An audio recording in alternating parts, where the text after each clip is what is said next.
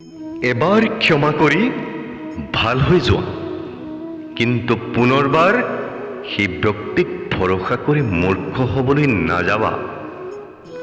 বাণী, মুখৰ কথাই মৰ্যাদা হেৰুৱালে বিনাশ, আৰু পানী নোহোৱা হ'লেই সৰ্বনাশ।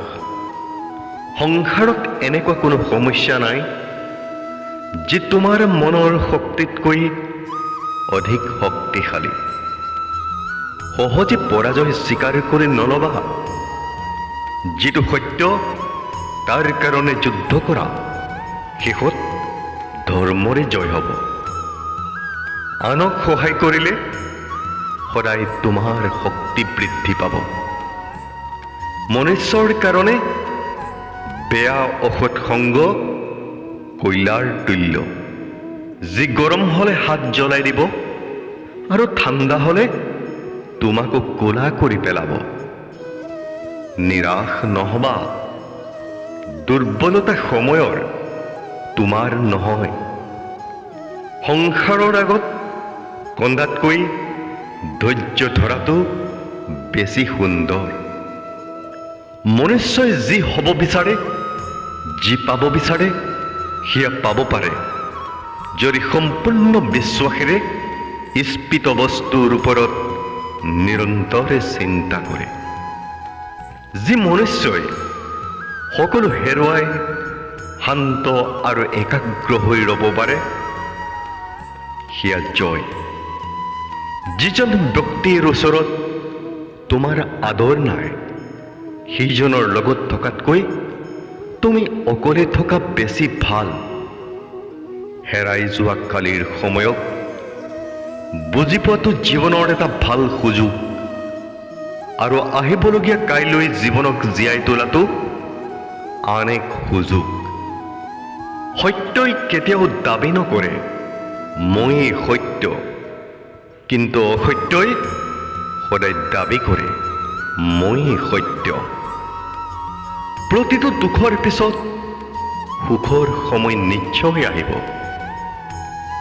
প্ৰেম যদিহে কৰোণা হৈ চকুলো হৈ বৈ নাহে, তেতিয়া বুজি লোৱা সেই প্ৰেম অন্তৰ মনৰ পৰা উদ্ভৱ হোৱা নাই। জীৱনৰ আটাইতকৈ ডাঙৰ ভুল সেইটোৱেই, যি ভুলৰ পৰা আমি একো শিকি নলওঁ। এই সংসাৰত চাবলৈ বহুত ধুনীয়া ঠাই আছে, কিন্তু আটাইতকৈ সুন্দৰ ঠাই হ'ল বন্ধ চকুৰে তুমি নিজৰ ভিতৰখন চোৱা। প্ৰেমৰ শক্তি দ্বন্দ্বৰ শক্তিতকৈ হেজাৰ গুণ প্ৰভাৱশালী আৰু স্থায়ী। ক্ৰোধ হ'ল দুখ ক্ষণৰ, কিন্তু ক্ৰোধৰ দুপৰিণাম গোটেই জীৱনকালত ভুগিবলগীয়া হয়। যেতিয়া বেছিকৈ হঁহা আৰু বেছিকৈ কথা কোৱা ব্যক্তি এজন মৌন হৈ যাব, তেতিয়া বুজি লোৱা সেইজন ব্যক্তি ভিতৰৰ পৰা ভাঙি পৰিছে। তোমাৰ শান্ত আৰু স্থিৰ মগজুহে জীৱনৰ সকলো সময়তে ব্ৰহ্মাস্ত্ৰ।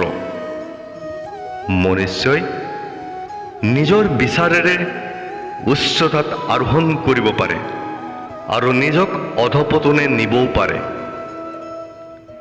ঈশ্বৰৰ ওপৰত অটুট থকা আস্থাই মনুষ্যক জীৱনত আগবাঢ়ি যাবলৈ সাহস দিয়ে।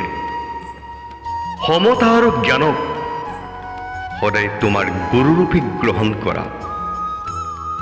মনুষ্যই বনাই দিয়া মাৰ্গত সময় নচলে, সময়ে দেখুৱাই দিয়া মাৰ্গত মনুষ্য চলিবলগীয়া হয়। ইয়াকে নীতি বুলি কোৱা হয়।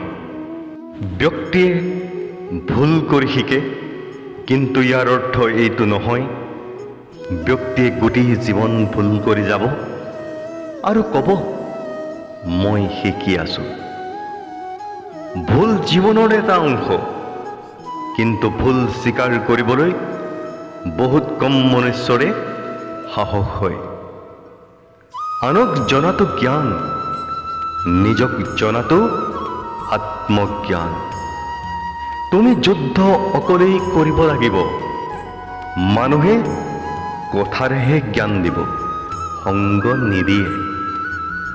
তোমাৰ কৰ্মই তোমাক শাস্তি দিব। এইকাৰণেই কৰ্ম ভাবি চিন্তিহে কৰিব লাগে। মনুষ্যৰ জীৱনত সেই সম্পৰ্কই সঁচা, যি সম্পৰ্কই পিঠিৰ পিছফালে থাকিও সন্মান দিয়ে। মনুষ্যৰ জীৱনত দৌৰত যিজনক পৰাজিত কৰিব নোৱাৰে, সিজনক লুটি খুৱাই পেলাই পৰাজিত কৰিবলৈ কুটকৌশল কৰে। মনুষ্যই এটা সুন্দৰ জীৱন উপভোগ কৰিবলৈ হ'লে এইটো স্বীকাৰ কৰিব পাৰিব লাগিব, সকলোৰে প্ৰাপ্তি নহয়। ধৰ্মই কেৱল পথ দেখুৱায়, কিন্তু কৰ্মইহে তোমাক লক্ষ্যত উপনীত কৰাব। ভিডিঅ'টো চোৱাৰ বাবে আপোনালৈ কৃতজ্ঞতা ভৰা ধন্যবাদ। আপোনালৈ বিনম্ৰ অনুৰোধ, আমাৰ পৰৱৰ্তী ভিডিঅ' চাবলৈ হ'লে চেনেলটো অন্ততঃ ছাবস্ক্ৰাইব কৰি ল'ব। ভিডিঅ'টো সকলোৰে মাজত শ্বেয়াৰ কৰিব। ভিডিঅ'ত লাইক আৰু কমেণ্ট কৰিবলৈ নাপাহৰিব। ধন্যবাদ।